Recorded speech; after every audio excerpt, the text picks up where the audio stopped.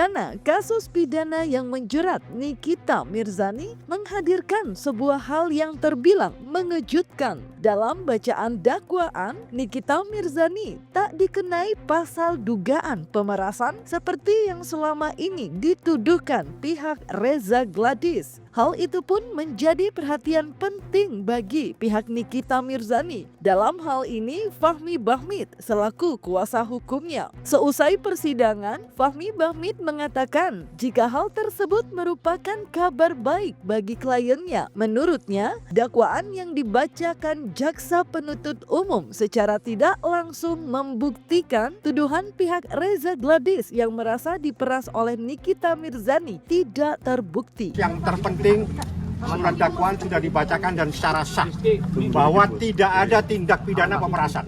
Ya, itu yang terpenting dari semua dakwaan 1 dan atau 2 dan 3 tidak pernah ada tindak pidana pemerasan. Yang terpenting tidak ada tindak pidana pemerasan dan itu clear. Ya, dan itu sah secara sempurna dinyatakan oleh jaksa penuntut umum, dituangkan dalam bentuk surat dakwaan. Tidak pernah ada tindak pidana pemerasan seperti itu. Ya itu tadi saya katakan tidak pernah ada tindak pidana pemerasan, yang ada itu pencemaran nama baik. Memang dalam dakwaan yang dibacakan jaksa penuntut umum dalam sidang yang berlangsung pada 24 Juni 2025, Nikita Mirzani didakwakan melakukan tindak pidana ancaman pencemaran nama baik terhadap Reza Gladys sebagaimana diatur dengan pasal 45 ayat 10 huruf A, pasal 27B ayat 2 Undang-Undang ITE terkait dengan imbalan senilai 4 miliar untuk mencabut ulasan negatif terhadap produk milik Reza Gladys. Selain itu, jaksa juga mendakwa Nikita Mirzani diatur pasal 2 ayat 1 Undang-Undang TPPU. Percakapan menurut Niki dihapus, tapi yang terpenting bukan itu, adanya pergantian pasal. Pasal yang selama ini disangkakan, pasal yang dilaporkan adalah pasal pemerasan 368. Sampai Nikita ditahan, semuanya pasal adalah 368 tentang pemerasan. Tapi begitu masuk dalam surat dakwaan, makanya saya katakan saya ingin mendengar. Karena begitu saya mendengar dan itu dinyatakan sah disampaikan di dalam persidangan, maka surat dakwaan itu sah. Dalam surat dakwaan yang kedua, itu adalah tindak pidana pencemaran nama baik.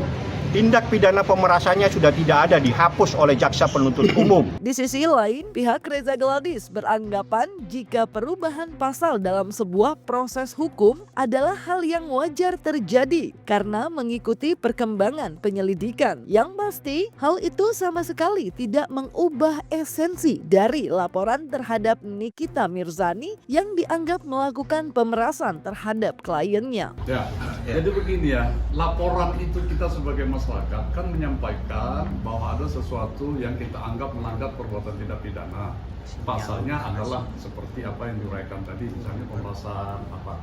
Nah, di dalam pemeriksaan di penyidik dengan memanggil para saksi itu kelihatan bahwa arahnya ini adalah sifatnya melalui media, pemerasan melalui media, pasal 369 ayat 1 kan gitu ya. 368, 369 itu satu bab itu dalam KUHP. Nah, karena saya akhirnya menguliahin yang senior lagi, tapi nggak pantas saya ya. Itu satu bab, hanya menempatkan dengan beberapa saksi. Nah, yang paling tepat itu di 369 ayat 1, bukan di 368, bukan pengancaman tadi.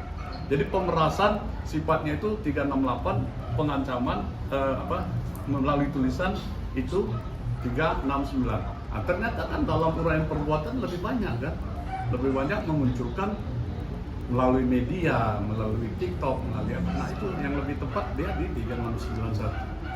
Soal tidak adanya pasal pemerasan dalam dakwaan seperti yang dituduhkan, Fahmi Bahmid pun meminta Reza Gladys meminta maaf kepada kliennya. Dalam hal ini, Nikita Mirzani bahkan dia mengultimatum RG untuk melakukannya dalam kurun waktu 1 minggu. Yang terpenting dan itu harus menjadi catatan semua masyarakat, selama ini berkembang, Nikita telah melakukan pemerasan secara sempurna, dinyatakan tidak terjadi pada hari ini.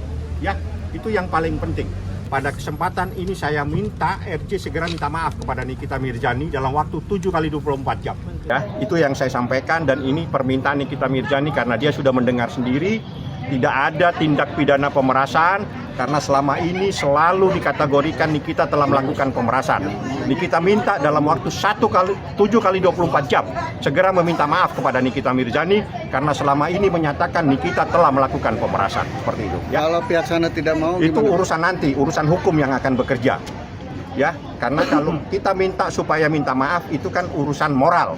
Tapi kalau tidak mau urusan hukum yang akan berjalan. Tak cuma mendesak, pihak Nikita Mirzani pun memberikan ancaman jika akan menempuh proses hukum jika permintaan maaf yang diinginkan tidak diindahkan oleh pihak Reza Gladys. Di sisi lain, pihak Reza Gladys pun memberikan tanggapannya tegas. Desakan permintaan maaf dari kliennya ke Nikita Mirzani terkait informasi yang selama ini disebarkan tentang Nikita Mirzani melakukan dugaan pemerasan tidak akan terjadi. Ya. Kalau pihak sana tidak mau, Itu gimana? urusan nanti, urusan hukum yang akan bekerja. Ya, karena kalau kita minta supaya minta maaf itu kan urusan moral. Tapi kalau tidak mau urusan hukum yang akan berjalan seperti itu. Ya. Maafan itu masih jauh, masih lebaran masih jauh sih. Iya. Maafan. Tapi yang pasti kami telah melaporkan tindak pidana ini dan penyidik telah menetapkan sebagai tersangka. JTU telah menyatakan P21 dan saat ini masuk ke pengadilan. Buktikan aja pengadilan. Jadi nggak usah maaf, tidak ada maaf bagimu. Itu aja bagi kami.